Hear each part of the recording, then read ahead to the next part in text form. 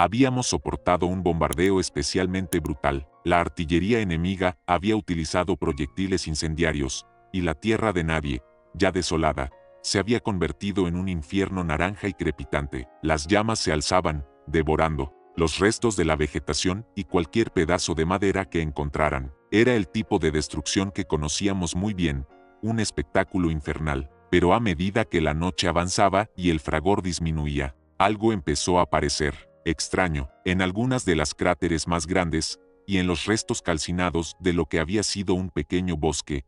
El fuego naranja tradicional estaba dando paso a algo diferente. Pequeñas manchas de una luz azul verdosa, pálida, casi etérea, comenzaron a brillar en la oscuridad. No era el resplandor de la brasa, ni el crepitar de la madera. Era una llama, pero una que parecía ser de otro mundo. Franz, que estaba de guardia conmigo, me dio un codazo. «Sargento, ¿ve eso? ¿Qué demonios es ese color?» Nos acercamos con cautela a una de las manchas. El suelo alrededor estaba carbonizado, pero la llama azul se alzaba como una pequeña aura. Tentado por la curiosidad, acerqué una mano. No sentí el calor abrasador que esperaba. La llama era fría al tacto, o al menos, no emitía calor perceptible. Era como si tocara el aire. Era un fuego, sí, pero un fuego que desafiaba toda lógica. La ceniza que no quema, un fenómeno enigmático nacido de la propia destrucción. El fuego azul era un presagio silencioso en la desolación del frente. La aparición del fuego azul se volvió más frecuente en los días siguientes,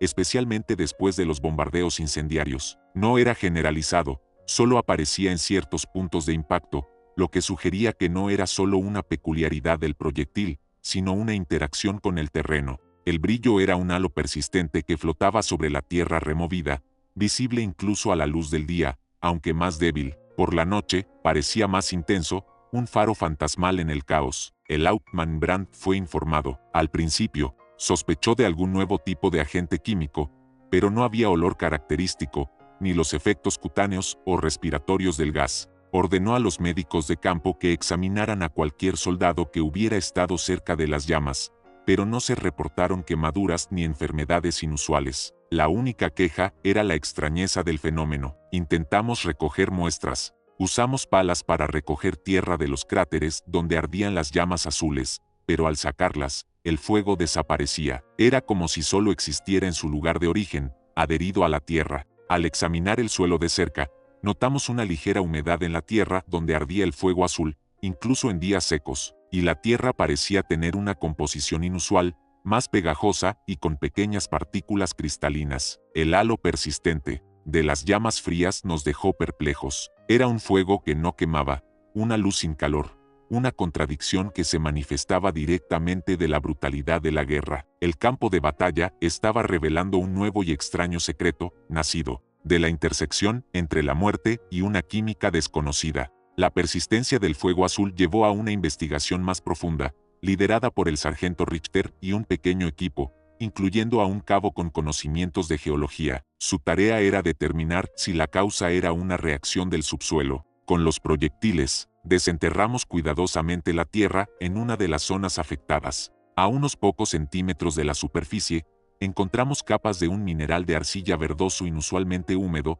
mezclado con lo que parecían ser restos pulverizados de material vegetal y, curiosamente, pequeños fragmentos brillantes y casi translúcidos que no reconocimos. Estos fragmentos eran distintos de los estallidos metálicos de las granadas comunes. Cuando los proyectiles incendiarios impactaban, la explosión no solo quemaba, sino que también pulverizaba la superficie, mezclando los componentes químicos del proyectil con esta arcilla y los restos orgánicos. Se teorizó que la alta energía del impacto, el calor inicial y la posterior exposición al aire y la humedad creaban una reacción química lenta que generaba la luz. No era un fuego en el sentido tradicional, sino una quimioluminiscencia o una forma de combustión de baja temperatura, un fuego frío impulsado por la materia orgánica y los minerales en la presencia de los residuos del proyectil. La reacción del subsuelo era la clave. Los fragmentos brillantes que encontramos eran probablemente subproductos de los proyectiles incendiarios o minerales específicos del terreno que actuaban como catalizadores. El fuego azul no era un arma directa, sino una manifestación extraña e inesperada de cómo los elementos de la guerra interactuaban con el medio ambiente, transformando la propia tierra de nadie en un laboratorio de química gigante y letal. Las muestras del mineral de arcilla verdoso, los restos vegetales pulverizados y los fragmentos brillantes y translúcidos fueron enviados a un laboratorio de investigación en la retaguardia. La espera fue tensa. Queríamos entender la naturaleza exacta de este elemento desconocido que daba origen al fuego azul. El informe del laboratorio confirmó nuestras sospechas. Los fragmentos translúcidos eran, de hecho, compuestos de fósforo elemental en una forma modificada, combinados con trazas de sales de bario y cobre del propio proyectil incendiario. La arcilla verdosa era rica en óxidos de hierro y ciertos compuestos orgánicos de origen vegetal. La reacción era la siguiente: el impacto de los proyectiles incendiarios no solo iniciaba la combustión, sino que también pulverizaba el fósforo y las sales, dispersándolos íntimamente con la arcilla húmeda y la materia orgánica del suelo. Esta mezcla, al oxidarse lentamente al aire, producía un fenómeno de quimioluminiscencia, la emisión de luz sin calor significativo. El color azul verdoso era el resultado de la presencia de las sales de bario y cobre, comunes en la pirotecnia para dar color a las llamas. Era un efecto colateral no intencionado del nuevo tipo de proyectil incendiario que el enemigo estaba utilizando, o quizás de un terreno particularmente rico en esos compuestos orgánicos. El elemento desconocido no era una nueva arma, sino una nueva e inquietante manifestación de la química de la guerra, una que convertía las zonas de impacto en pequeños faros fantasmales, un fuego frío que ardía sin quemar. La confirmación de que el fuego azul no era una amenaza directa, sino un fenómeno químico de quimioluminiscencia o fuego frío, trajo un alivio, pero también una nueva forma de inquietud. La percepción alterada del campo de batalla se había afianzado. Ahora, los soldados que patrullaban la tierra de nadie, ya un lugar de pesadilla,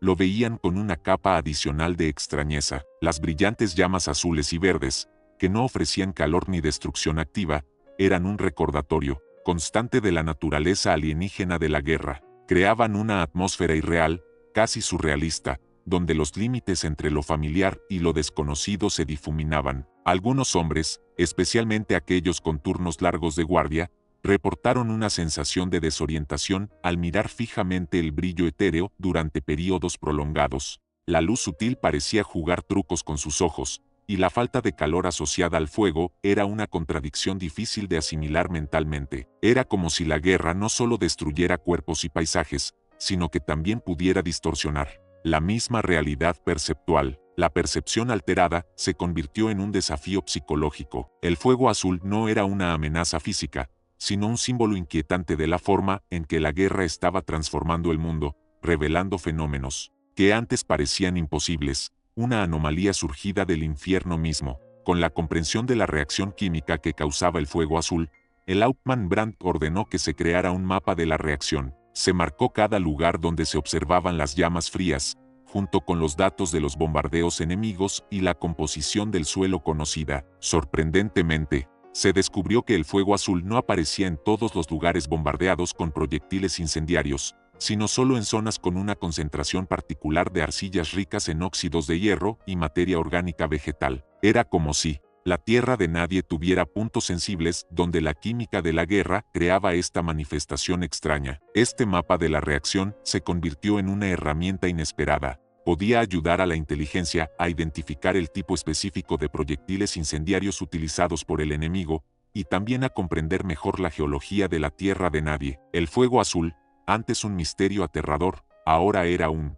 indicador ambiental, una extraña baliza química creada por la propia destrucción. La guerra seguía siendo un caos, pero este pequeño fenómeno, que surgía de su corazón, ofrecía una peculiar forma de orden y comprensión. El fuego azul no solo era un enigma, sino una señal, una anomalía que permitía a los científicos del frente leer una nueva química del campo de batalla. A pesar de las explicaciones científicas y su uso como indicador, el fuego azul nunca perdió del todo su aura de misterio y su capacidad de ser un presagio silencioso. Para los soldados en las trincheras, las llamas frías que se alzaban de la tierra devastada eran un recordatorio constante de la capacidad de la guerra para transformar y corromper el mundo de formas impredecibles. El brillo etéreo sobre las trincheras y la tierra de nadie, especialmente en las noches oscuras, se convirtió en una imagen icónica y perturbadora para quienes lo presenciaban. Era un fuego que simbolizaba no la destrucción, sino una extraña persistencia,